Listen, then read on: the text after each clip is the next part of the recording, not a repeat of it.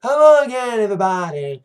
Zacatech is here with my WWE Raw review, Raw 25 review, for this Monday, January 22nd of 2018, from both the Barclays Center and the Manhattan Center in Brooklyn, Manhattan, New York.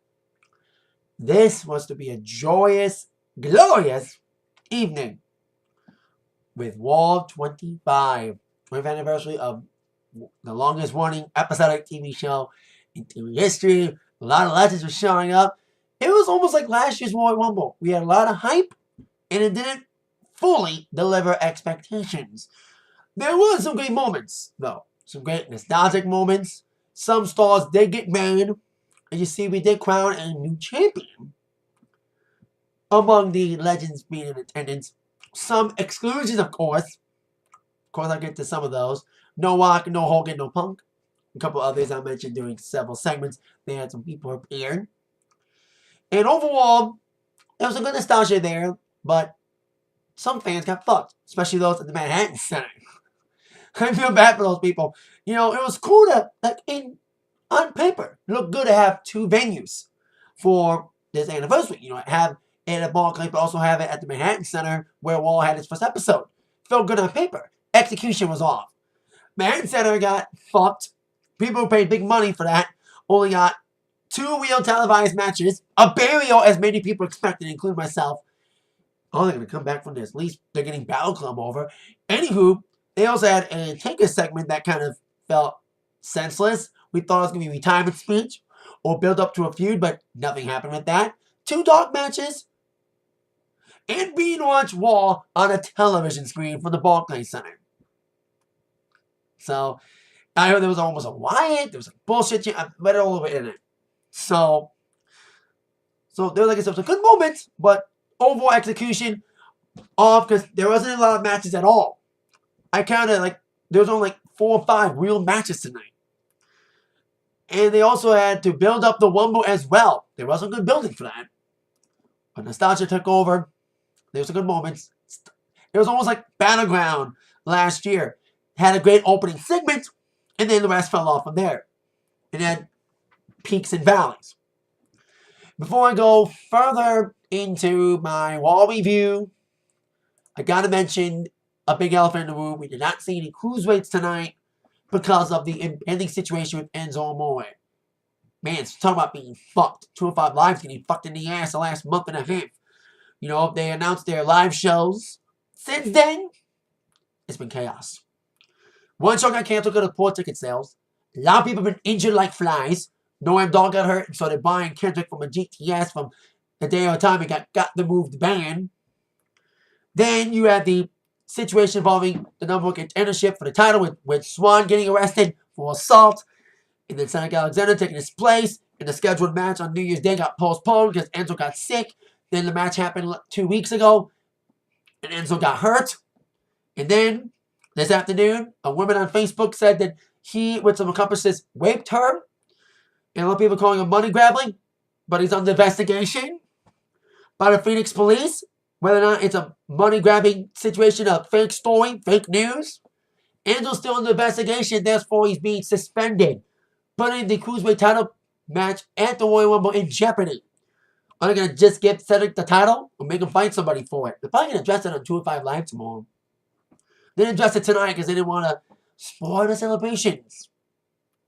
So, we'll probably talk about this whole Enzo thing during my Royal Rumble prediction. I will make a prediction for Royal Rumble. I haven't made a prediction video in a while, and I'm going to make one.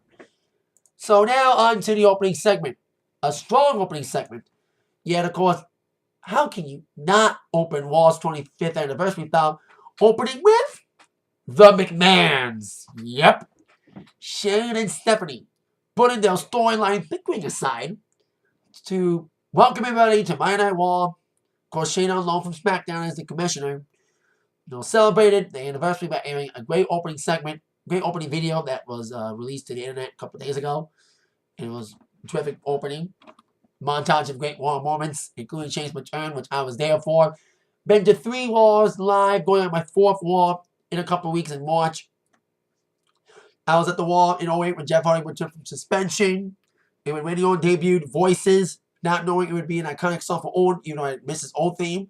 Hey, nothing you can say. No Owen tonight. It's kind of weird that nobody Owen tonight. His wife was bitching on Twitter about it. It is interesting. There was no Owen tonight. He was a big part of Raw history. He wasn't there tonight. So, don't know what happened there. Maybe some bullshit happened. And I was at the Wall when Lesnar beat up Cena before Extreme Rules. And when Bella's left the company the first time as a women's champion.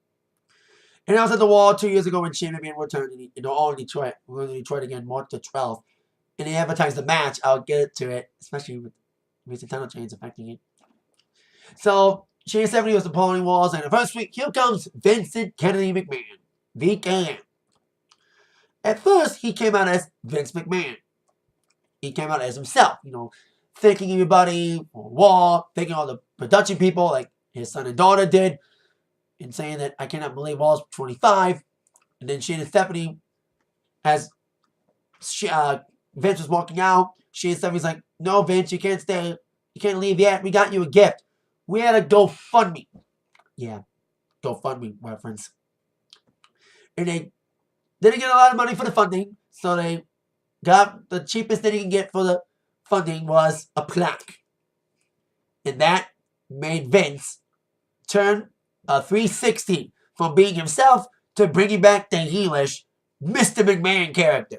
For that last half, he was playing the heelish McMahon, making fun of Brooklyn, saying that cheap like Brooklyn, and he was like bringing out the heelish Mr. McMahon. And it wouldn't be a Raw 25 without bringing back some people, and not only that, bringing back some old Attitude Era chants.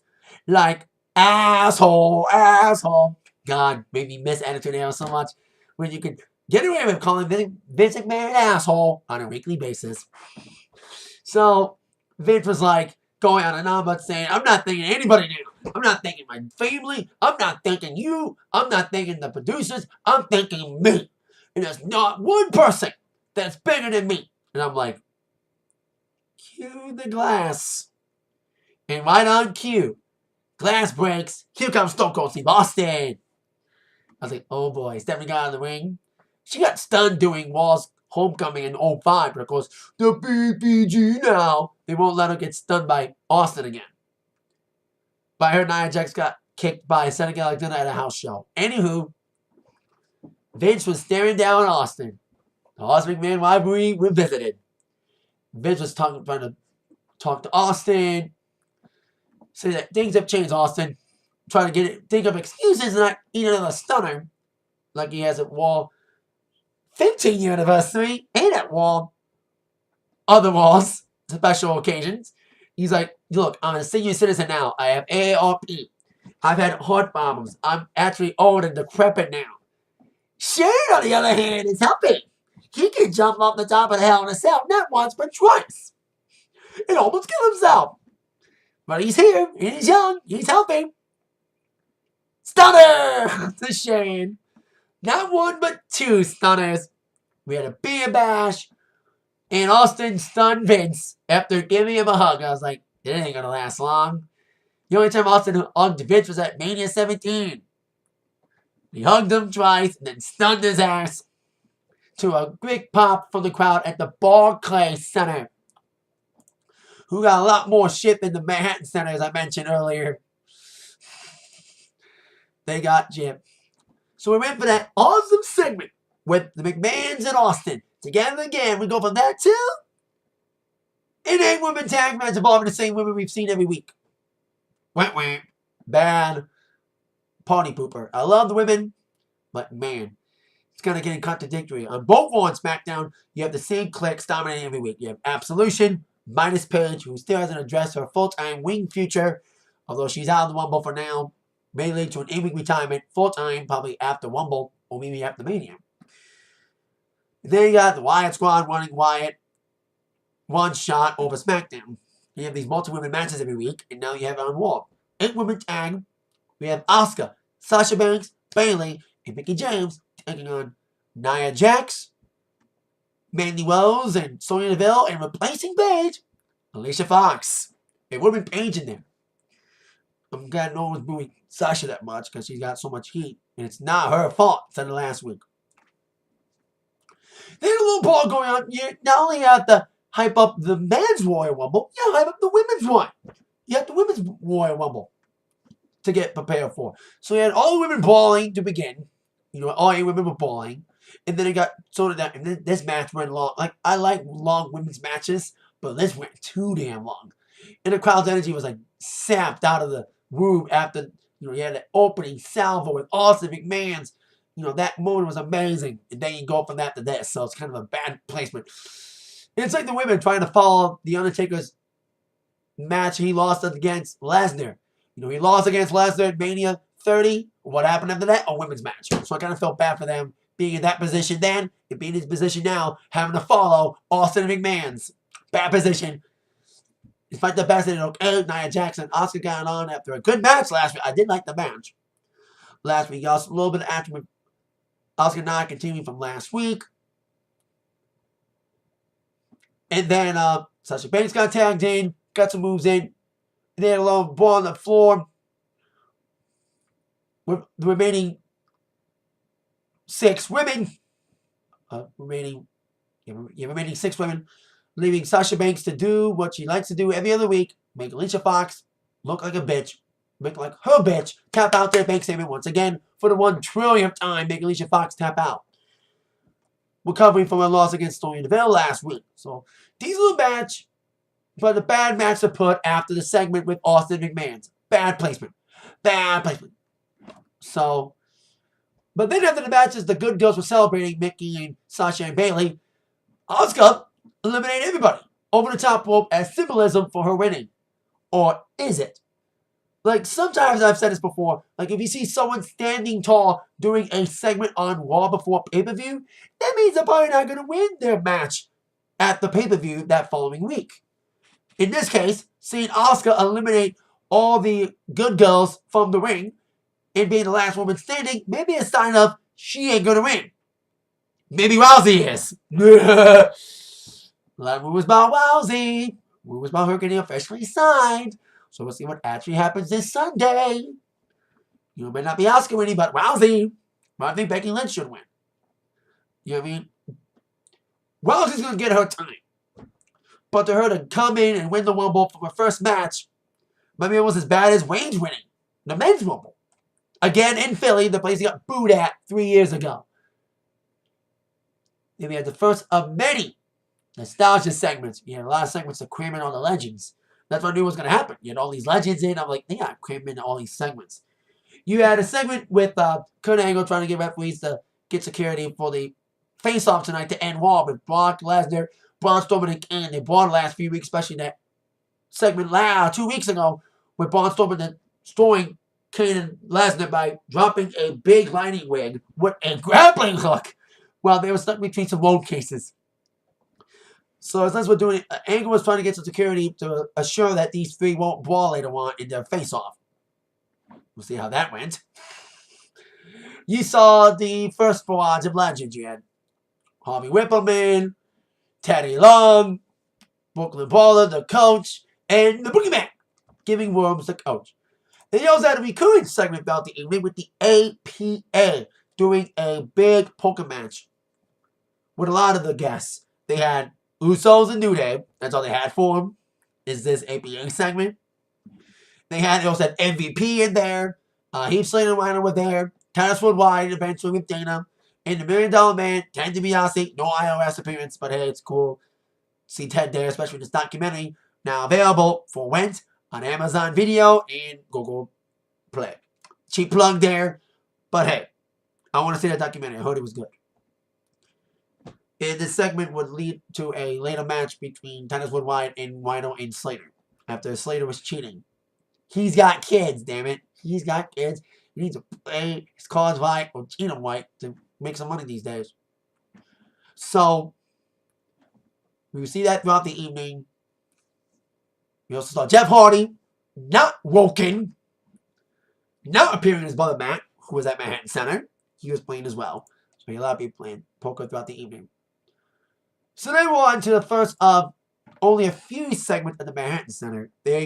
All they got was 2 or 5 dark matches that went to no contests, a Tinker segment, and a couple segments later on with DX.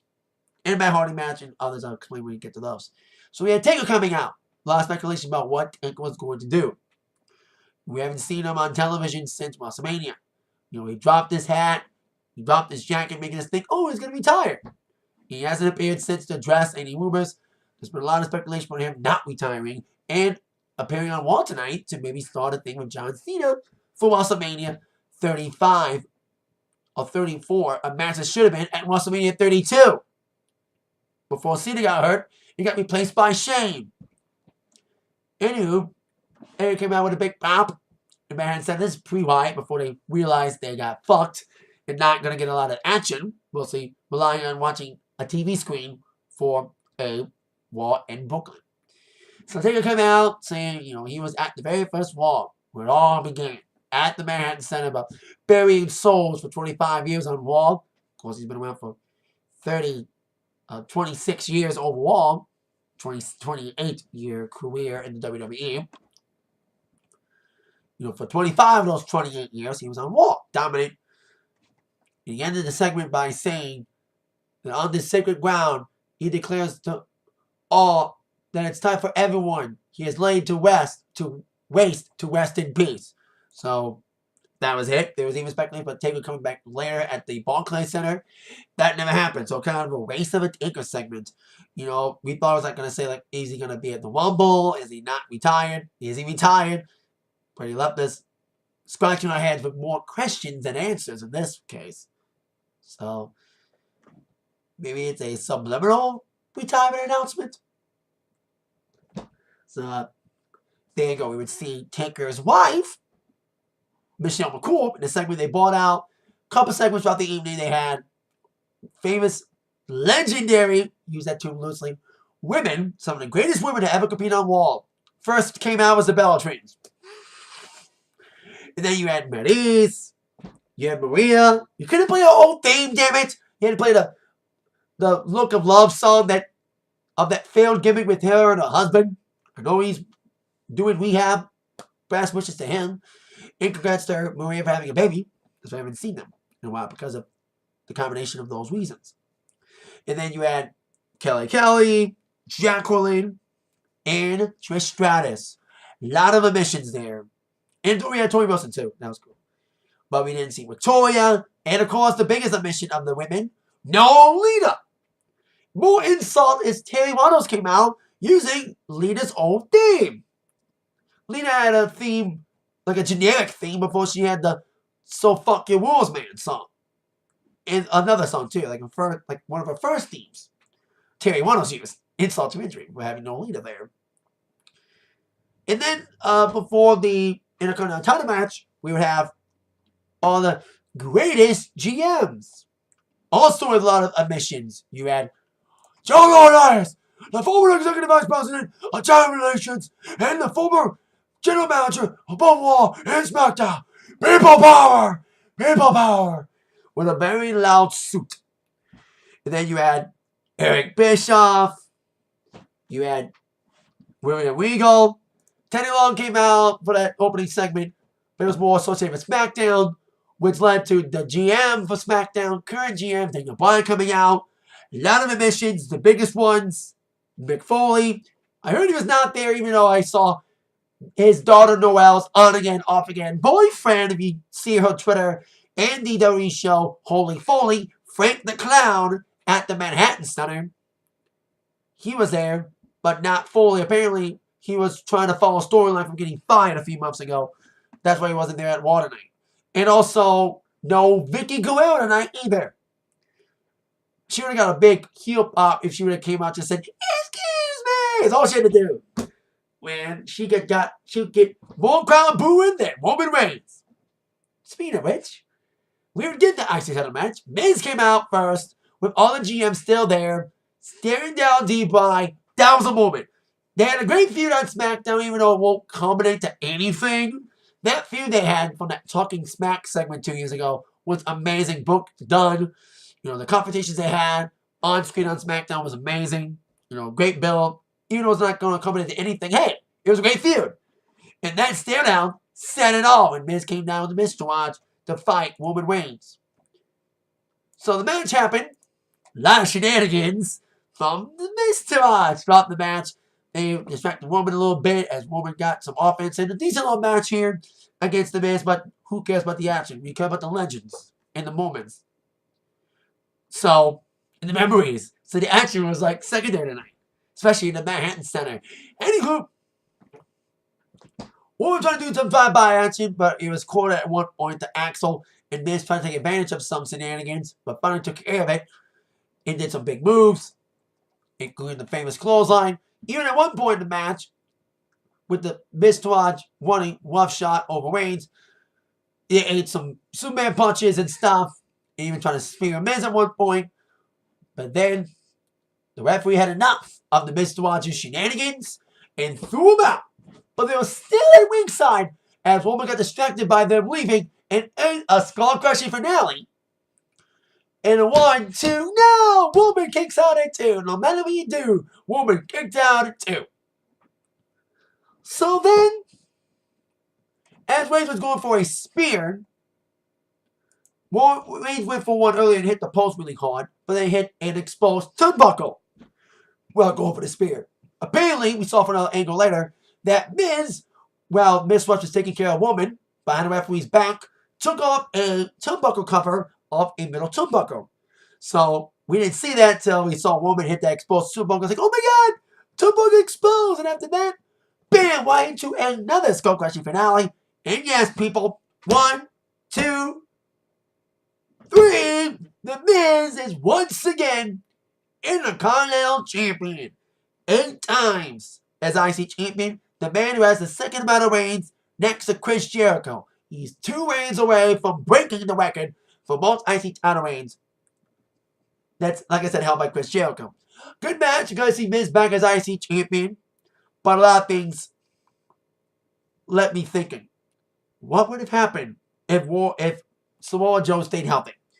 Now, if you know, Samoa Joe had a bad foot injury that unfortunately is putting him out of the Royal Rumble match and out of a possible match with John Cena that apparently is now being left to Elias, as you would see later on. Some great segments with him. So, what would have happened? Joe was having a good one as a heel. Great stuff, especially his matches and stuff with Roman. Even though he lost the match, we thought he was going to get a rematch in the Rumble. That might have happened if he would have stayed healthy. But Miz is now the new IC champion. Like I said, makes me wonder what would have happened if Samoa Joe would have stayed healthy. And also, what was the purpose of making Roman Reigns IC champion? To only have it for like a month. For like 10 weeks he held the title. At least he defended more the U.S. title.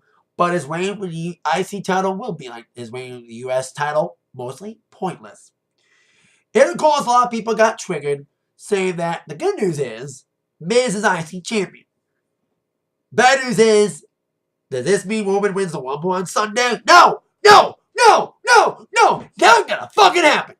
Reigns better not win the Rumble. There's been a lot of rumors about him winning the Rumble or Cena. Hell, Nakamura should win the Rumble.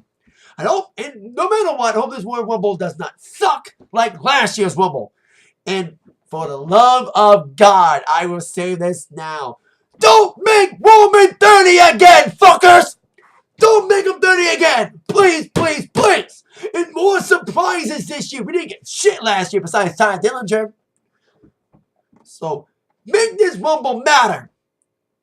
Put more effort to that than you did tonight for Raw's anniversary show. For the most part. Especially with the Manhattan Center. It's going to be a joke for a while, people. With Manhattan Center's treatment. And people demanding refunds. Anywho. So, will this mean the Rumble Reigns wins in the same city that booed his ass when he won it 3 years ago? I hope not. And speaking of heat magnets, we go to one heat magnet, Roman Reigns getting booed out the building, to an even more obnoxious heat magnet, as we would have the Peep Show with Christian.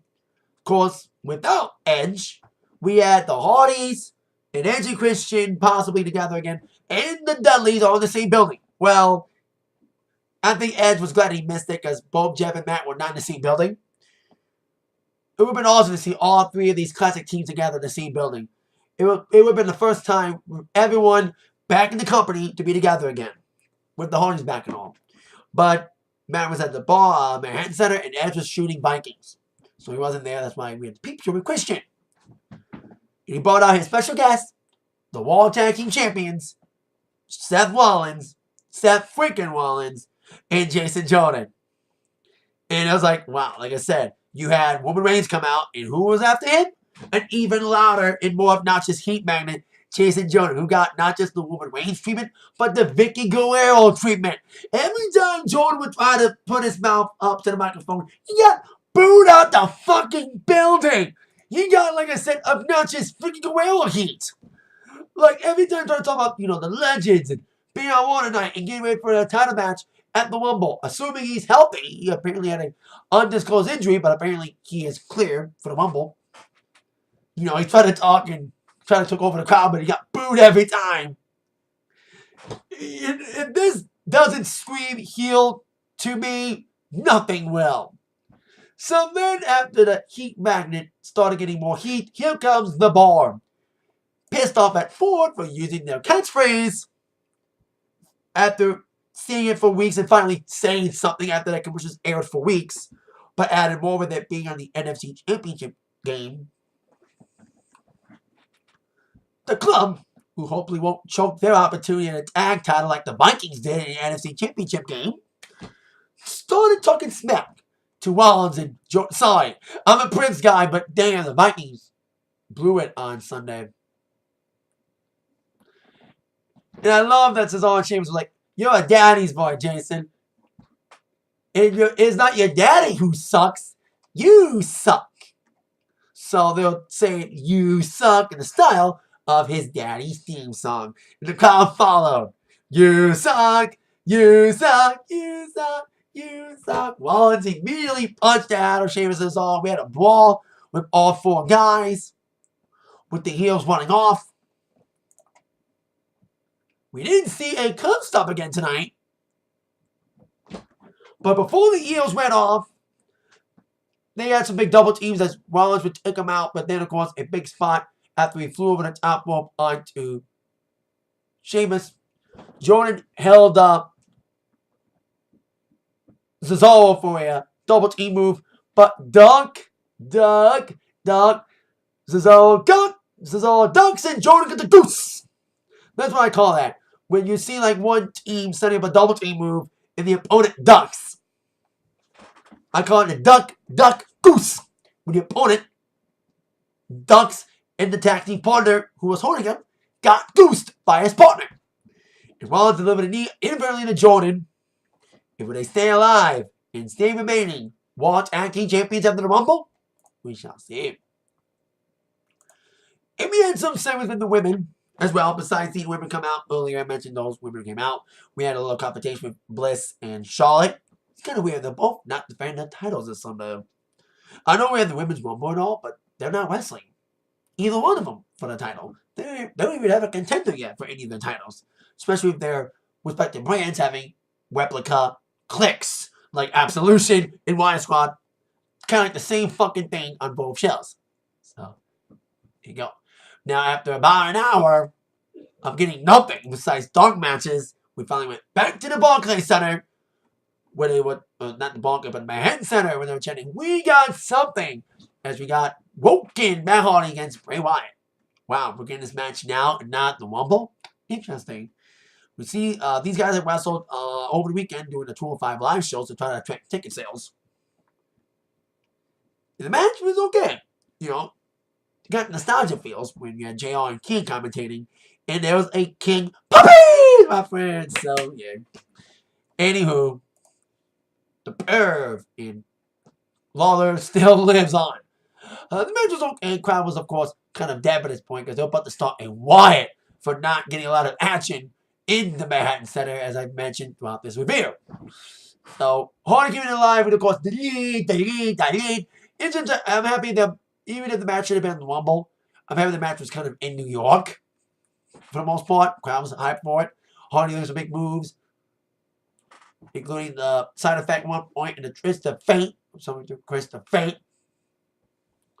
But despite all the brokenness' presence, there's a big surprise. He actually got taken out by Sister Abigail in the victory going to Bray Wyatt. It's kind of interesting to like, the commentator was like, Woken Matt Hardy is talking about how Bray Wyatt is possessed by his sister Abigail. Are we ever going to see Sister Abigail?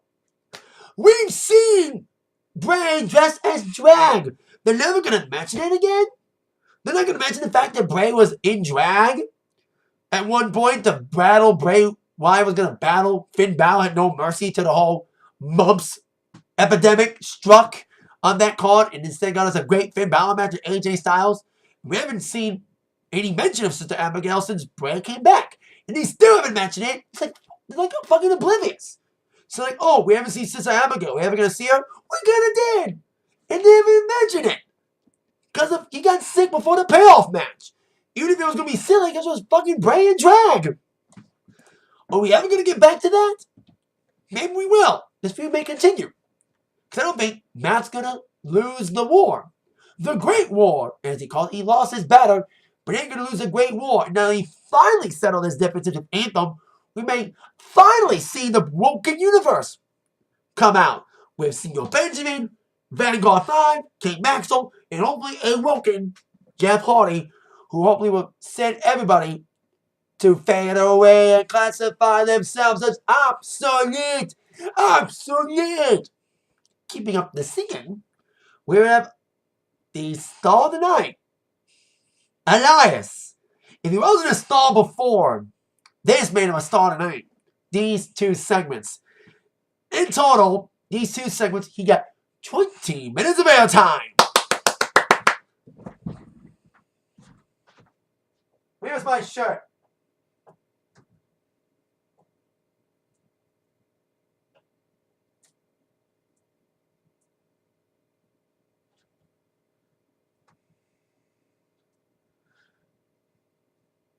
Oh, there it is.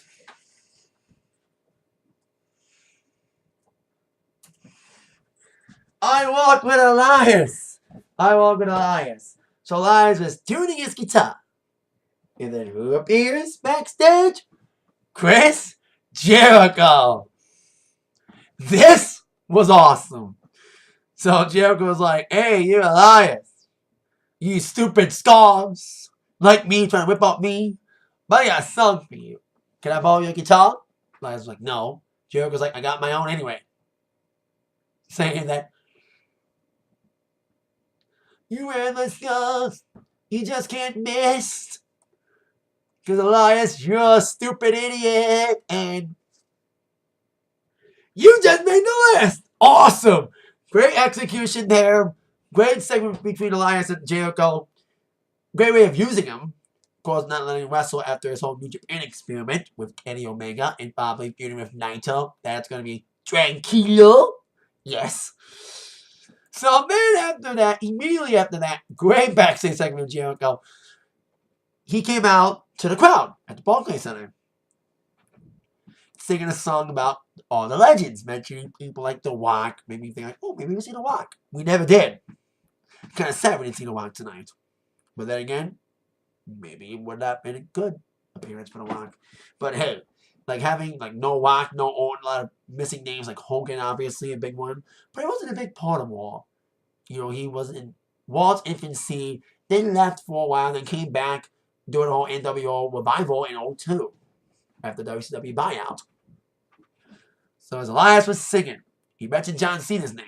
He mentioned Cena last week, which made us think, oh, Elias is now going to get a feud with Cena that we saw some more Joe hint before we got hurt, sadly. So as Elias was singing about Cena, about beating him up at the Rumble, here comes John Cena.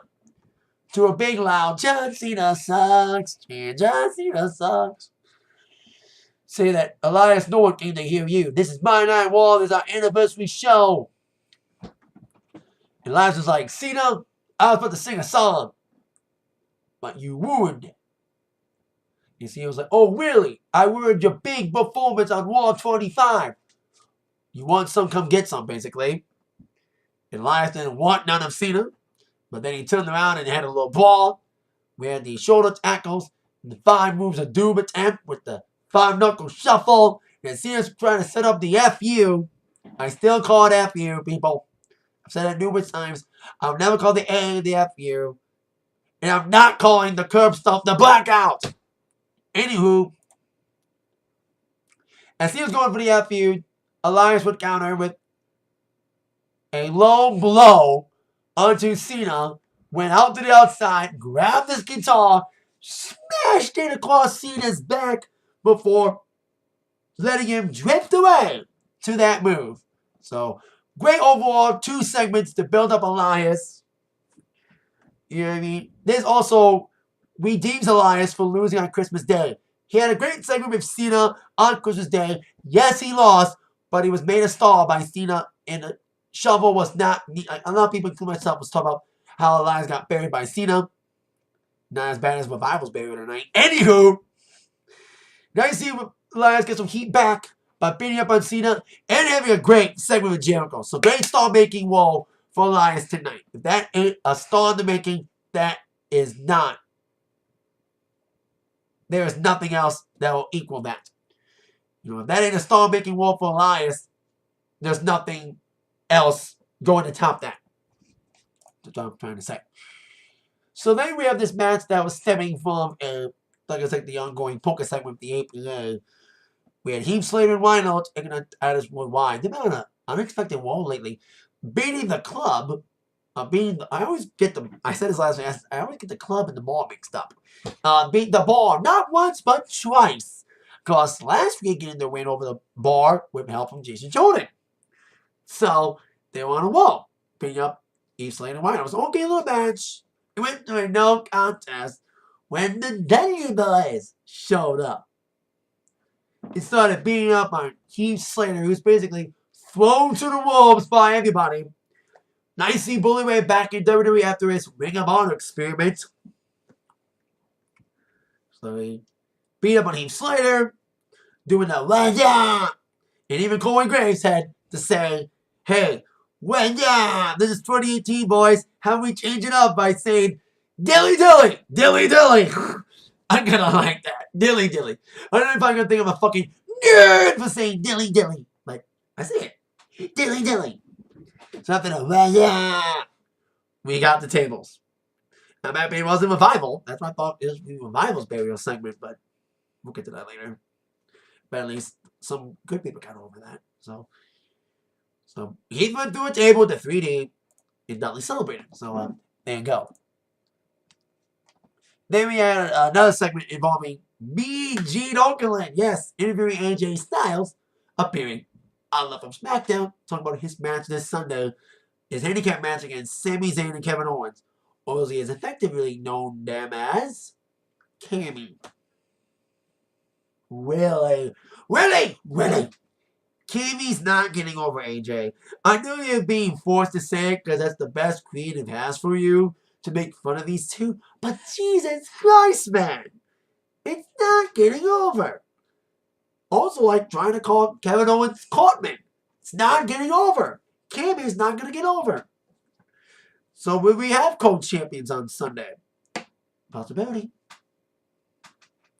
Before we get to the DX segment, I forgot to mention this earlier, that the IC title match happened with Reigns and The Miz. Right before that match, they aired an advertisement for Raw in Detroit, which I'm going to on March 12th. They were advertising the Dark Match main event, which I hope actually happens this time. Because last time I went to Raw in Detroit in 2016, of course the reviews on my channel, there was supposed to be a Dark Match main event. That never happened. First time ever TV taping I've been to with a Dark Match main event, never happened.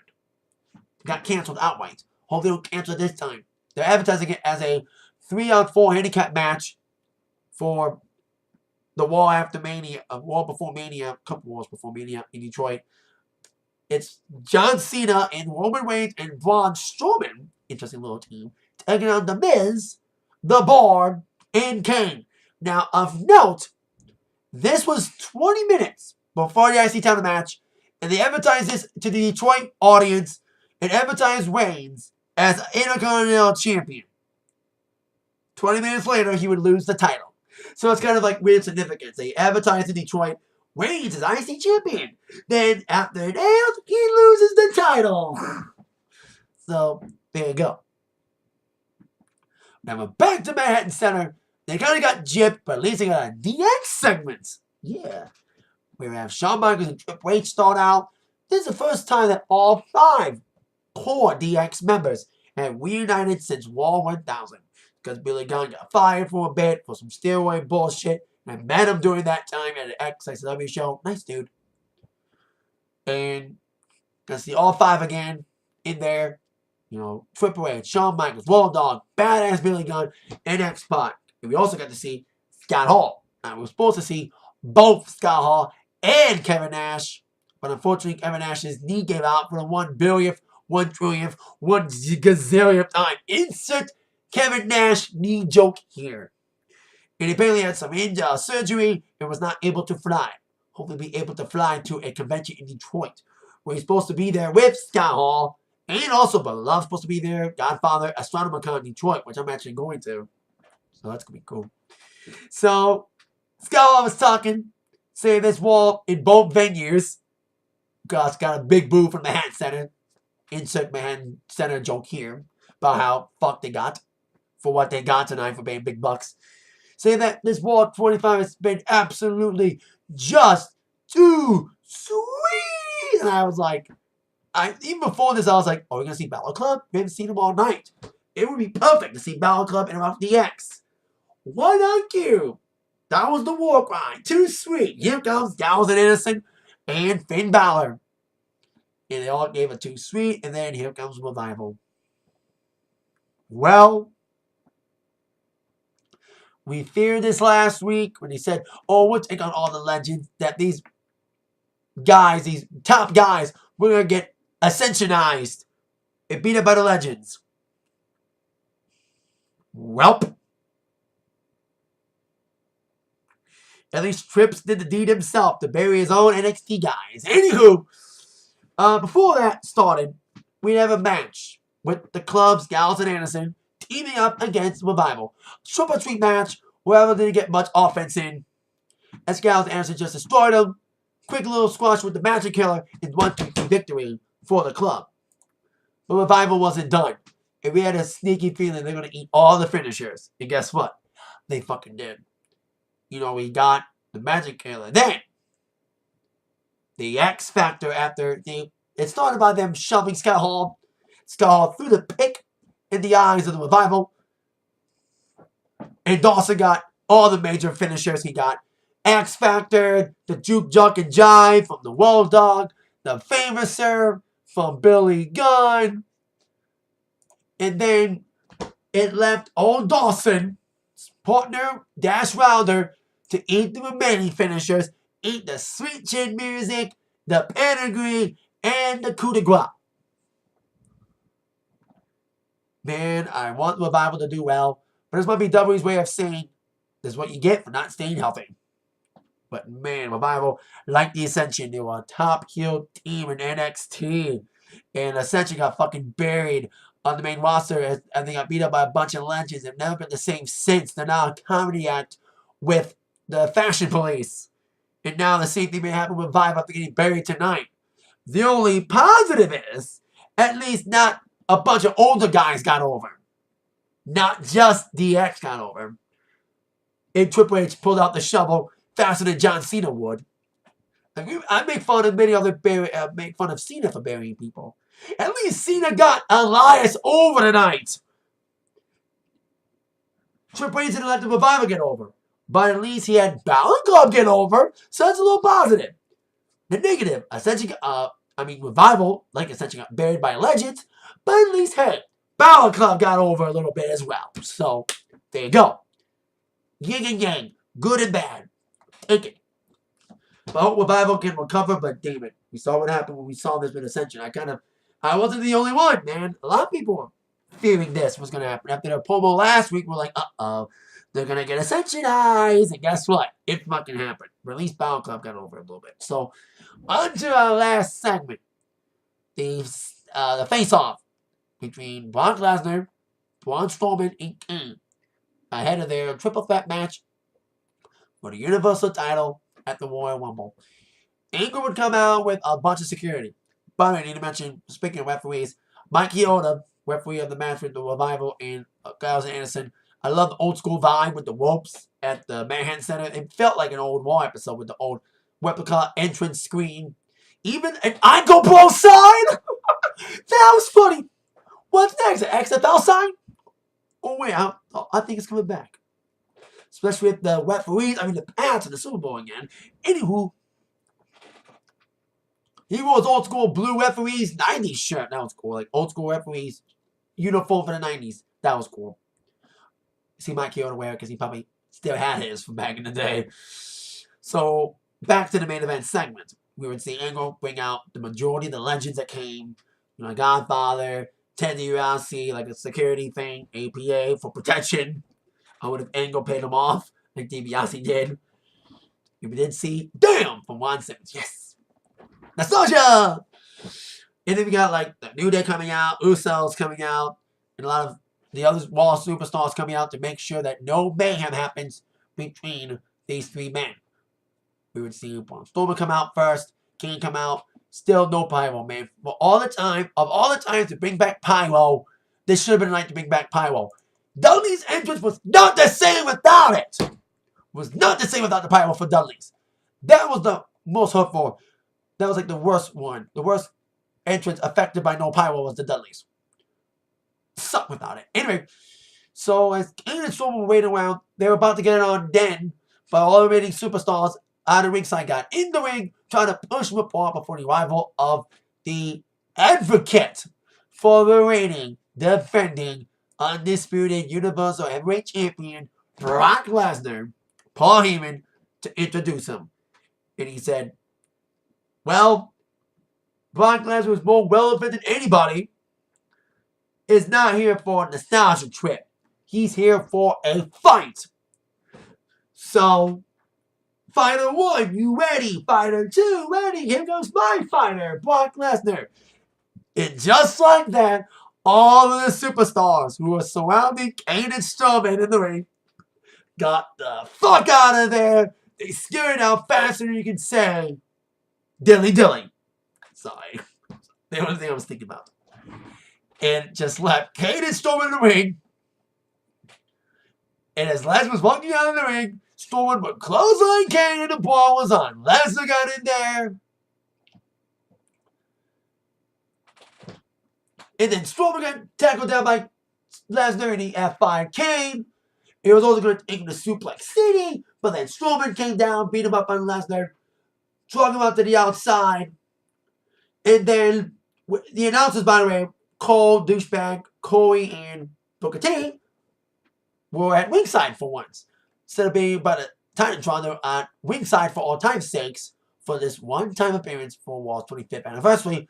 Strowman cleared on the table, and the lasting image of Raw was seeing Braun Strowman deliver a running power slam to the Universal Champion through a table, and Braun standing tall. Hopefully this doesn't mean Braun Strowman loses on Sunday.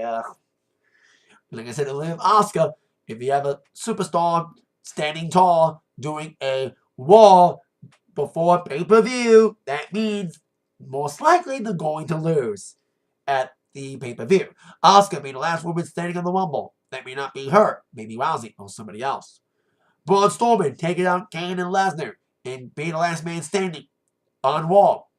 Means likely, sadly, they're not going to once again pull the trigger on Braun Strowman and try to get the championship on these hands. That's a new show now. Try to get these hands. So, but at least Strowman may get a consolation prize. Competing in the mixed tag challenge with Alexa Bliss. Interesting team there. Sasha and Finn won their match, by the way, on the next match challenge. We will have Carmella and Big E tomorrow against Asuka and Miz, who will probably win. Especially now with Miz being the new IC champion. So that's how we end well. Braun Strowman standing tall. We would love to see him stand tall on Sunday, but more than likely, Lesnar's going to win. And hopefully that doesn't mean Roman wins the Rumble. Roman doesn't need to win the Rumble. He does not need to win the Rumble. Leave a win for Roman to get a title shot against Lesnar till the Elimination Chamber pay-per-view. Please, to God, we don't need another riot in Philly. The same place that Roman won 3 years ago and got booed out the fucking building. It'd be worse if you got Jason Jones to win because he's getting more boos than Roman now. If you heard during his segment tonight. So there you go. Ups and downs of Raw 25. Some good moments, some bad moments, some in between. But of course, the biggest bad was the fuck job to the fans at the Manhattan Center. You paid a lot of money just to see one screen and not much action in a silly Taker promo. But at least you got a DX segment out of it, so take good and bad. But maybe when they do Raw 30, they may never do this plan.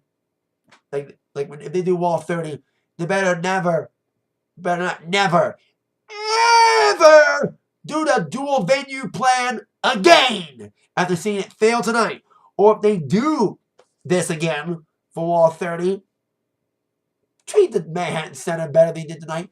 Give them more action. Give them more shit on screen. Televised and not fucking dark matches. So, there you go. It's going to be a running trend on Twitter the next couple of days and social media about the Manhattan Center getting fucked up the ass tonight. But overall, up and down Raw 25. Some good moments, some bad moments. It got some nostalgia feels. It got some build for the Rumble in between. So, see what's back down to do. With that in mind, you've all been attacked by the review from Zach. Thank you so much for watching. See you later.